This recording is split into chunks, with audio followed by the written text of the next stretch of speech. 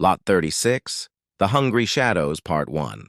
The auction hall smelled faintly of dust and desperation, a mingling of stale cigarette smoke and the metallic tang of rusting locks. Men and women gathered, their eyes sharp as hawks, waiting for the chance to snatch up abandoned treasures, or junk, that others had left behind. Among them was Nick Appleton, a man whose soul carried more shadows than light. His boots struck the floor with a restless rhythm, his gaze cold, scanning for opportunity. Nick was not here for stories or sentiment. He didn't care about the lives that had been packed away into boxes, forgotten by the world. To him, these storage units were carcasses, and he was the scavenger picking them clean. Quick cash was all that mattered. Flip the junk, sell the furniture, pawn the trinkets. He was a man of debts, owing money to men who didn't forgive. Every lock he cracked open wasn't just another chance at profit, it was survival. When Lot 36 came under his ownership, Nick felt the familiar spark of greed, though it was dulled by his impatience. The unit had been abandoned, the rent unpaid.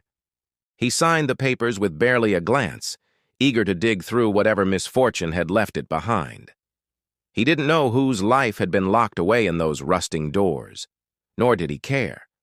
But as the heavy steel groaned open, a cold draft rolled out, an air of something long forgotten, heavy with mildew, as though the unit itself had been holding its breath for decades. Inside, the darkness seemed thicker than it should be. Boxes were stacked high, some rotting at the corners, others sealed tight with yellowed tape. Old furniture loomed like forgotten sentinels, wardrobes draped in sheets, a table with clawed feet, its varnish dulled with time. There were books, too, their spines cracked, titles faded into illegibility. To most scavengers, it would have seemed like a hoarder's tomb, a collection of worthless relics.